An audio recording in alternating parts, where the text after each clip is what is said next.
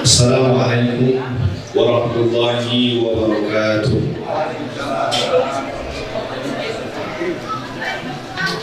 Bismillah, alhamdulillah, nahmaduhu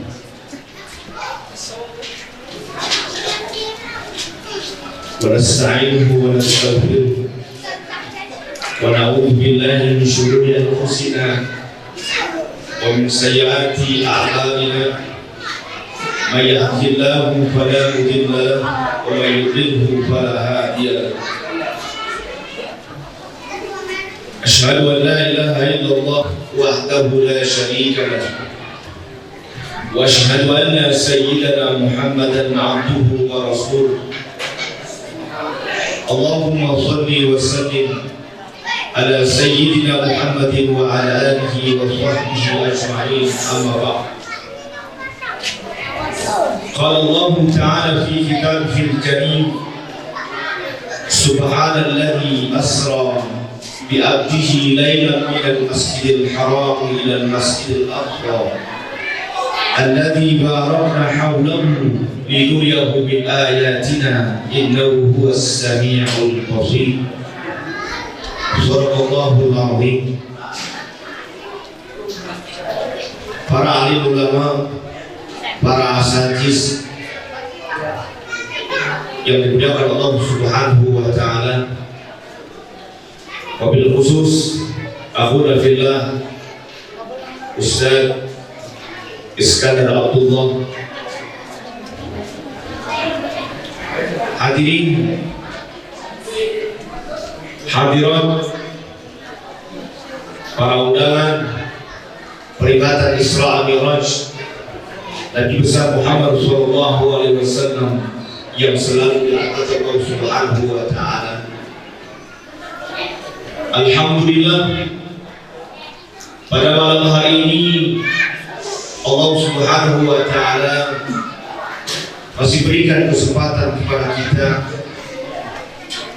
mencurahkan berbagai macam nikmatnya, khususnya nikmat iman, Islam, sehat wal afiat, nikmat panjang umur, sehingga kita dapat berkumpul di tempat yang mulia ini.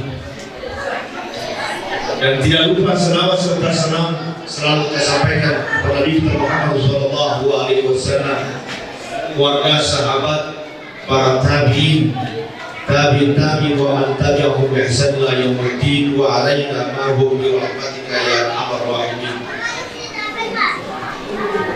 Hadirin hadirat, mungkin kalau bahasa kita Isra Mi'raj,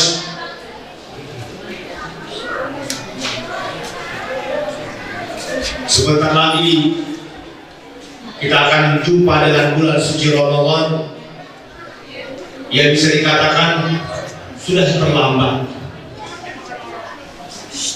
Ya, tak ubahnya peringatan Maulid, sering kita atau saudara-saudara kita mengadakan Maulid bukan hanya pada bulan Maulid saja.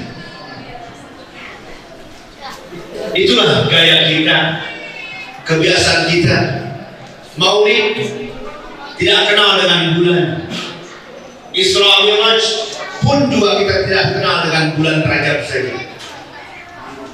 Sebab di situ kita ingin menunjukkan kecintaan kita kepada Rasulullah sallallahu alaihi wasallam. Dengan Maulid kita selalu ingat dengan Rasulullah. Dengan Isra Mi'raj kita ingat perjuangan Rasulullah sallallahu alaihi wasallam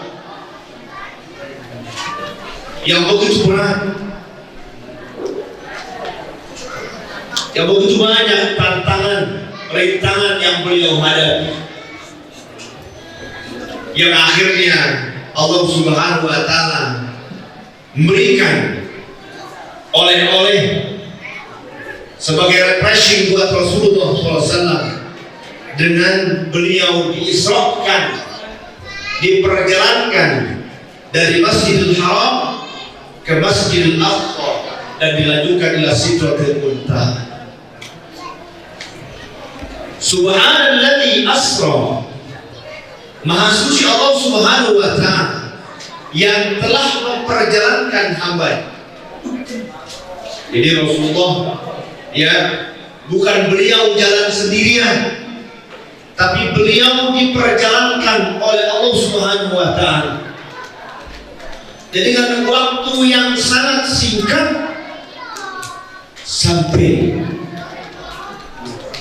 ke Palestina dan dilanjutkan ila Sidratil Muntaha.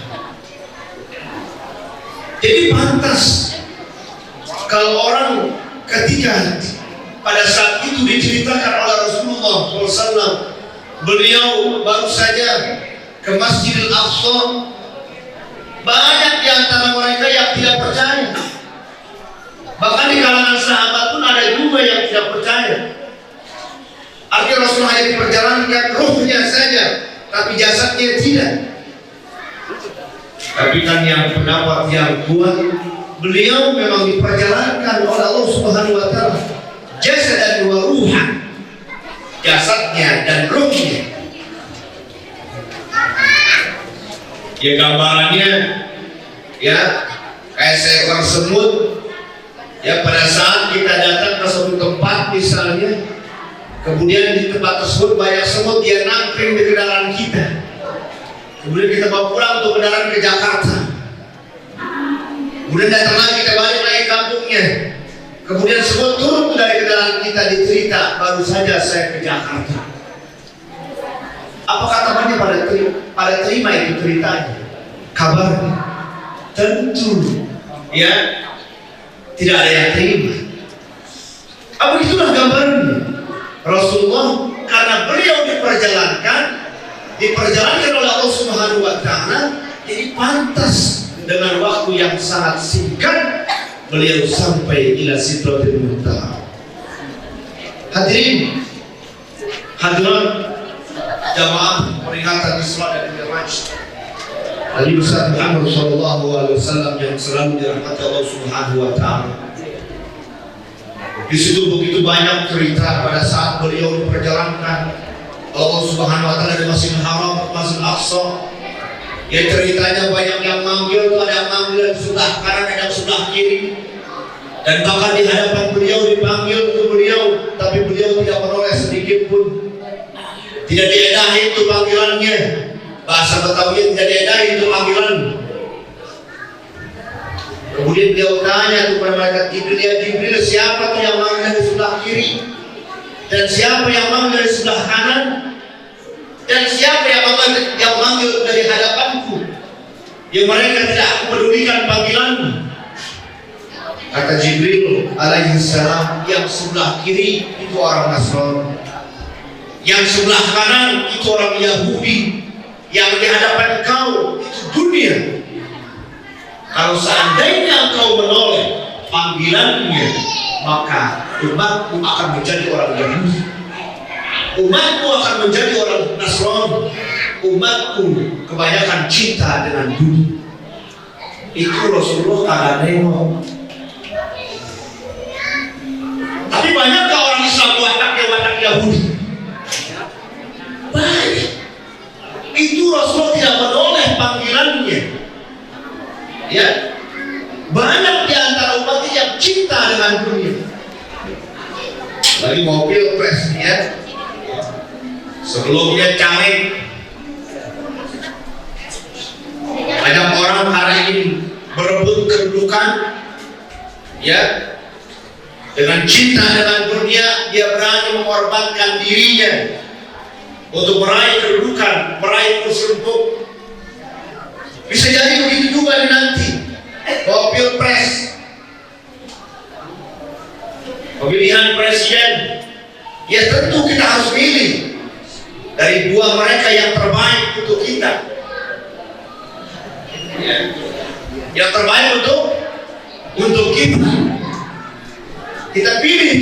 Tapi kebanyakan orang ya dalam rangka pilpres ini karena kecintaan dia terhadap dunia, dia korbankan dirinya, dia berbuat curang. Itu Rasulullah tidak nengok. Banyak umat yang menjadi Nasrani, umatnya yang wataknya watak Yahudi, umatnya banyak yang cinta dengan dunia.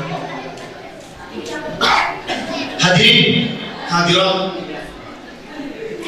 yang selalu dirahmati Allah Subhanahu wa Ta'ala. Terus ceritanya Rasulullah sampai ke langit yang ketujuh. Di situ beliau diperlihatkan oleh Allah Subhanahu wa Ta'ala orang-orang yang menghuni neraka. Memang ya akidah kita ini ya dan pemahaman kita, neraka itu sudah ada tapi belum ada penghuninya. Tapi pada saat itu Rasulullah diperlihatkan orang-orang yang menghuni neraka. Lalu kita bertanya, berarti neraka sudah banyak yang penghuninya dong? Tidak, itu hanya sekedar ilustrasi, gambaran. Di situ Rasulullah diperlihatkan orang-orang yang menghuni neraka. Di situ banyak orang-orang. Ketika Allah sediakan makanan-makanan yang halal, ya, yang baik, yang lezat. Kemudian di sebelahnya ada makanan yang sudah belatungan, yang bau temik, busuk. Kemudian mereka berebutan. Yang mereka rebut adalah makanan-makanan yang sudah bau temik, yang busuk. Rasul bertanya, ya Jibril, siapakah mereka? Itulah umatmu yang suka memakan yang haram, suka melakukan yang haram, padahal yang halal sudah ada. Banyak para lelaki, istrinya sudah cantik, ya kan baru-baru ini kan kemarin baru ditutup doli itu, ya. Banyak yang tidak setuju. Ya mereka yang melakukan rata-rata itu mereka sudah punya istri. Mungkin istrinya cantik, botol, montok, nggak jauh beda dengan manuhara.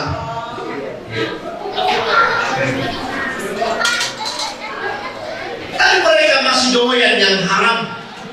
Itulah nanti kata Jibril, itu umatmu dan tidak akhirat dia akan berebut makanan yang sudah bau busuk, yang belatungan tengik. Mereka berebut padahal ada makanan-makanan daging-daging yang lezat, yang nikmat, mereka tinggalkan. Kalau digambarkan istrinya seperti kalau ukuran rumput gaya ini, mungkin gemuk, mungkin sekal. Betul nggak? Ya, mungkin enak dilihat gitu. Dia nggak bakal tinggi tuh rumput gaya ini. Bikin enak dilihatnya dan bikin enak dirangkulnya. Tapi kebanyakan orang karena dia tergoda dengan syaitan, dia tinggalkan istrinya yang montok, istrinya yang bahenor, istrinya yang halal. Setiap dia pandang atau digauli, dia mendapatkan pahala dari Allah Subhanahu wa Ta'ala. Betul nggak? Ya. Kemudian Rasulullah diperlihatkan lagi di situ orang-orang yang mulutnya pada membleh. Kemudian dimasukkan makanan oleh Allah Subhanahu, dimasukkan makanan oleh malaikat. Kemudian langsung keluar dari dubur. Rasulullah bertanya kepada Jibril, ya Jibril, siapakah mereka?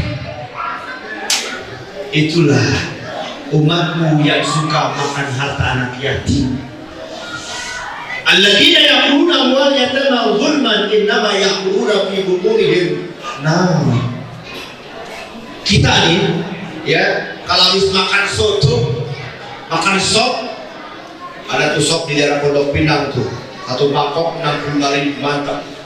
Ya. Juga di daerah Jurpurut, ya, 50.000 tuh semangkok. Luar biasa mantapnya. Tapi habis makan langsung keluar dari dubur. Kagak nikmat tuh sama itu. Habis makan mules perut, alias mentre. Itulah gambarannya kata malaikat Jibril. Umatmu yang suka makan hartanya anak yatim, nanti di akhirat akan digejelin makanan Rasulullah SAW, langsung keluar dari kubur. Sengsara mereka. Beranjak lagi Rasul diperlihatkan di situ perempuan sedang main ayunan. Kalau main ayunan pakai tambang sih masih mending, enak dilihatnya. Nah ini mainannya Pak, tambangnya mohon maaf gelayutan dari payudaranya. Payudaranya pada ngempleh, tahu kan ngempleh? Udah pada kendor. Ya Jibril, siapakah dia itu? Mereka perempuan-perempuan yang sedang main ayunan, yang lehernya dililit dari payudaranya sendiri. Itulah umatmu yang suka berzina, perempuan-perempuan yang suka berzina. Ini bagusnya riwayat kayak begini, ya riwayat dari Ibnu Sinan Al-Khudri yang berada dalam kitab Tafsir Ibnu Katsir Labil Tidak. Itu bagus untuk kita perlihatkan pada mereka itu perempuan-perempuan yang suka berzina. Boleh dituntut pakai minta kompensasi, pakai minta upah. Kan pemerintah bagus tutup supaya jangan mereka berbuat zina. Alasannya karena makan, alasannya karena ekonomi. Jadi, saya yakin semua yang ada di sini nggak pernah yang namanya tidak pernah makan satu hari. Pasti kita selalu kena makan, selalu kita makan. Nggak ketemu pagi siang kita makan, nggak ketemu siang malam kita makan. Insya Allah yang hadis nggak pernah yang namanya istilah nggak makan dalam satu hari. Artinya itu cuma alasan mereka karena faktor ekonomi untuk berikan nafkah kepada anak, ya kepada putra-putranya atau putrinya yang ditinggal oleh bapaknya misalnya. Itu alasan mereka belaka, bohong, ya. Mereka itu dia berbuat zina karena nafsu yang luar biasa. Nanti di akhirat mereka seperti itu akan dihukum oleh Allah Subhanahu wa Ta'ala. Mereka berkelanjutan dari payudara Islam. Naudzubillah summa naudzubillah. Lanjut, Rasul diperlihatkan lagi di situ orang-orang perutnya kayak rumah gedenya. Setiap dia diri itu nungkep. Jangankan kayak rumah perutnya. Kita makan, kalau makan satu nampan sendirian, ngap-ngapan tuh, nggak bisa bangun, nggak bisa terlentang, nggak bisa miring, juga nggak enak kan? Betul nggak? Kayak nanti kalau sendiri makan, jangan sendiri makannya, rame-rame. Kekenyangan nggak enak, ngap-ngap. Nah ini perutnya kayak rumah, setiap berdiri nungkep. Tapi kita bertanya, ya Jibril, siapakah mereka? Itulah umatmu yang suka makan riba. Memang orang yang suka makan riba, Allah ancam. Dia mereka seperti orang yang kesetanan, kesurupan, ngaco jalannya, gak stabil jalannya. Apa itu berat? Nah ini, kita ini sebenarnya harus profesi. Kenapa sih negara kita ini dikit-dikit dapat musibah mulu? Ya walaupun masalah bunga bank itu menjadi khilafiyah, tapi kan mayoritas bunga bank termasuk riba. Mungkin ini kali ini sebabnya negara kita dikit-dikit musibah. Banyakan ya namanya doang, banyakan umat Islam tapi suka makan riba, doyan sama riba, doyan sama bunga. Padahal sudah diancam oleh Allah Subhanahu wa Ta'ala orang yang makan riba nanti di akhirat seperti orang kesurupan. Dan itulah yang digambarkan Allah Subhanahu wa Ta'ala pada saat Nabi kita melakukan Isra dan Mi'raj. Perutnya kayak rumah, setiap diri bungkam. Naudzubillah summa naudzubillah. Masih banyak umat Islam yang pinjamin duit, pinjamin 100.000 balikin 100, 50, 100, 20, 110. Ada tambahannya. Nah orang yang kayak begitu nanti akan Allah hukum. Banyak lagi cerita-cerita yang mana Rasul perlihatkan pada saat beliau melakukan Mi'raj ila Sidratil Muntaha. Intinya Rasulullah Isra dan Mi'raj oleh-olehnya adalah diwajibkan sholat 5 waktu. Yang awalnya 50 waktu menjadi 5 waktu. tapi pahalanya 50 waktu. Itulah spesial umat Rasulullah SAW buat kita. Al-hasanatu bi asyri amsalihha. Kebaikan pahalanya 10 kali lipat. Kita infak 10.000 pahalanya 100.000. Kita infak 100.000 pahalanya 1 juta. Kita infak 1 juta pahalanya 10 juta. Kita melakukan sholat 5 waktu pahalanya 50 waktu. Jadi intinya dari peringatan Isra dan Mi'raj adalah kita mengetahui dengan sebaik-baiknya yang mana Rasulullah kita semua diwajibkan sholat sehari semalam 5 waktu. Dan sholat merupakan pertama kali nanti yang dihisab oleh Allah Subhanahu wa Ta'ala. Inna awwala ma yuhasabu al-'abdu yawmal qiyamah min 'amalihi sholat. Fa in shalahat faqad aflaha wa anjah. Wa in fasadat faqad khaba wa khasira. Kata Rasulullah, nanti pertama kali yang dihisab dari amal perbuatan manusia pada hari kiamat adalah sholatnya. Kalau sholatnya top, maka dia sukses dan dia beruntung. Tapi kalau sholatnya rusak, maka dia rugi dan dia kalah. Jadi sholat itu sebagai patokan, sebagai jaminan. Kata ada Al-Quran, Inna sholata tanha 'anil fahsya'i wal munkar. Sholat itu mencegah perbuatan keji dan munkar. Jadi pantas kalau orang sholatnya bagus, pasti masuk surga. Kenapa? Sebab sholatnya hasilnya top, mencegah dia perbuatan dari keji dan munkar.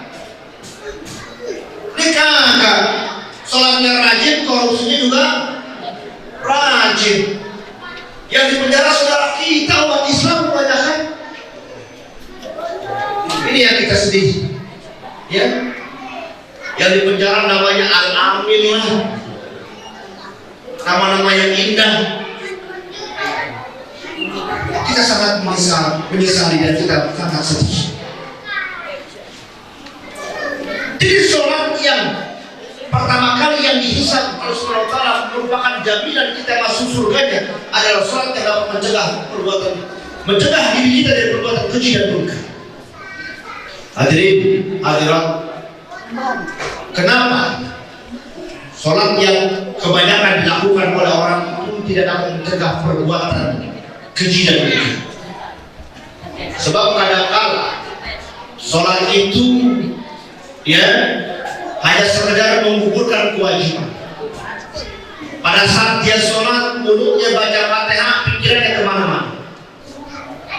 Bismillahirrahmanirrahim.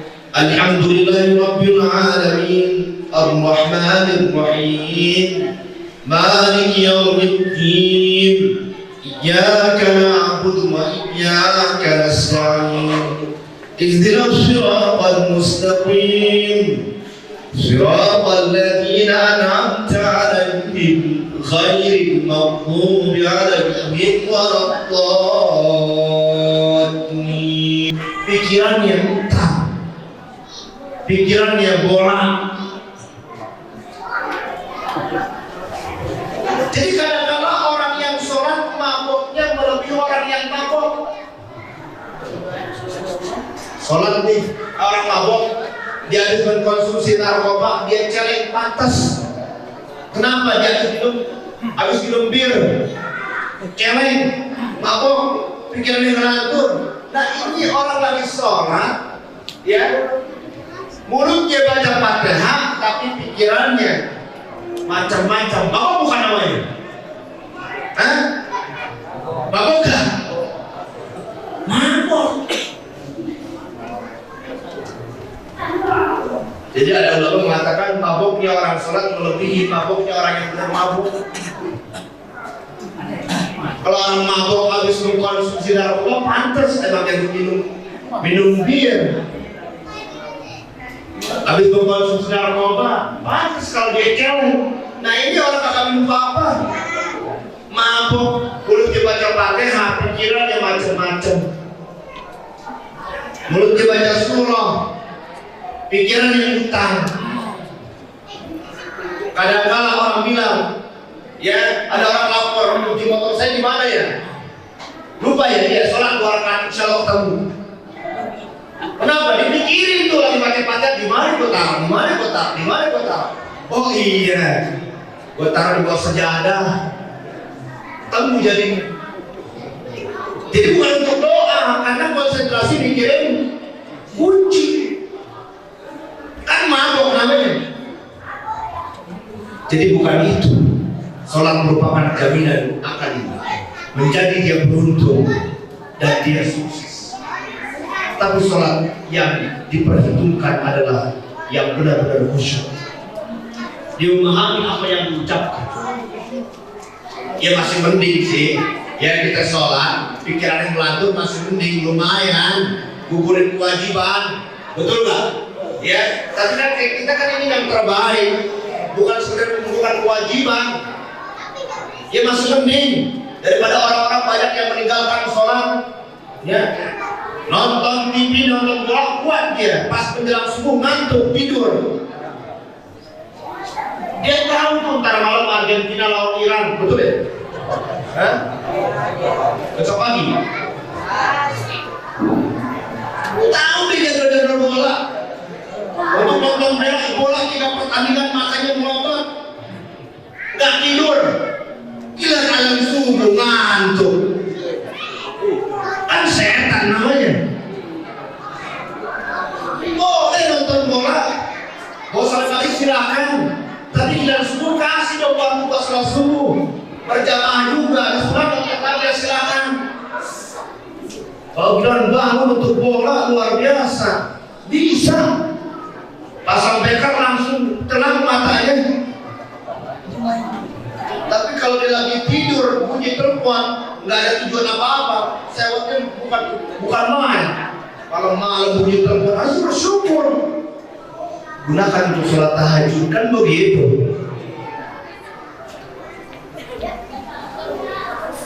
Jadi nonton bola luar biasa kuatnya, tapi ketika datang waktu sholat, dia nggak mampu untuk menahan matanya. Akhirnya dia tidur. Lewat sholat subuh berjamaah, bukan hanya berjamaah, lewat sholat subuh keluar sampai keluar waktu. Na'udzubillah summa na'udzubillah. Hadirat, ini kita yang peringati peringatan Isra Mi'raj juga harus jangan maulid rajin, Isra Mi'raj rajin, tapi ketika datang sholat subuh waktunya kita kesiangan. Jangan. Kita sekarang bicarakan masalah sholat. Besok subuh harus bangun berjamaah. Kata Rasulullah, siapa orang yang man sholat subuh, man sholat isya jama'atan, faka'annama qawal lail nisbahu. Wa man sholat subha jama'atan faka'annama qawal lail kullahu. Siapa orang yang sholat isya berjamaah, maka dia seperti melakukan qiyamul lail sepanjang setengah malam. Jangan setengah malam, 23 rakaat aja, ya imam baca panjang, udah berlutut tuh makmum. Lama amat di imam. Ya, nggak kuat kita lama-lama berdiri, tapi Rasul berikan jaminan. Allah berikan jaminan melalui lisan Rasulullah. Orang yang sholat isya berjamaah, dia seperti melakukan qiyamul lail sepanjang setengah malam. Lanjut subuh berjamaah, seperti melakukan qiyamul lail sepanjang malam. Kuat nggak semalam subuh kita lakukan qiyamul lail? Saya yakin nggak ada kuat. Ya. Insya Allah, saya yakin disini gak ada uang, betul gak? Nah udah kita jaga isya dan subuh berjamaah, udah top.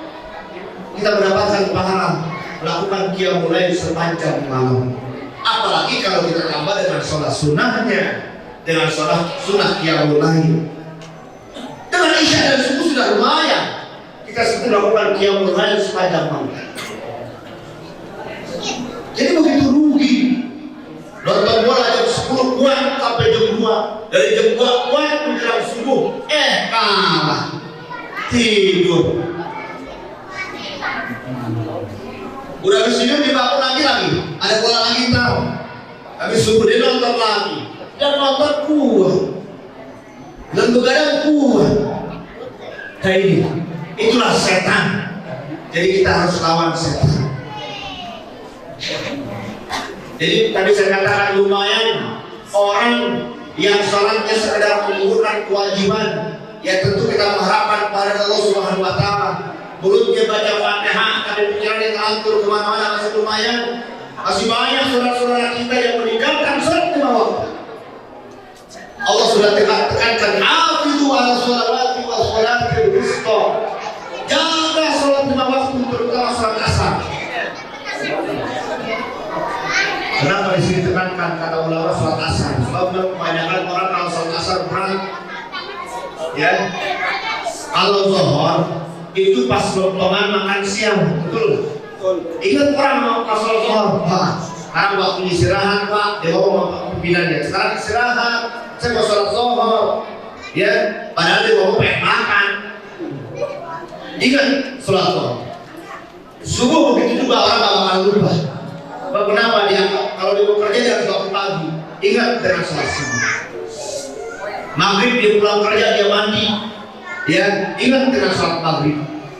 Isya juga dia ingat. Tapi kalau asar kebanyakan orang banyak yang ditinggalkan. Gak ada kaitannya. Mau makan gak ada makan waktu asar. Mau tidur juga gak ada tidur waktu asar. Gak enak tidur waktu asar. Kebanyakan orang asar dilupakan. Kerjaan tanggung dari zuhur sampai maghrib, lupa sholat asar. Makanya ditekankan oleh surah Allah, hafizu ala sholawati wa sholatil wusta. Jagalah sholat lima waktu, terutama sholat asar, sholat yang pertengahan.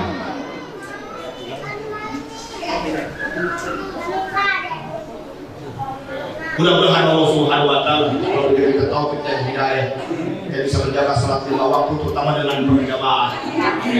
Sholat cepat banget nih, ya. Kalau bukan kita yang dulukan siapa lagi? Betul nggak? Jangan bangun doang, bisa rawatin.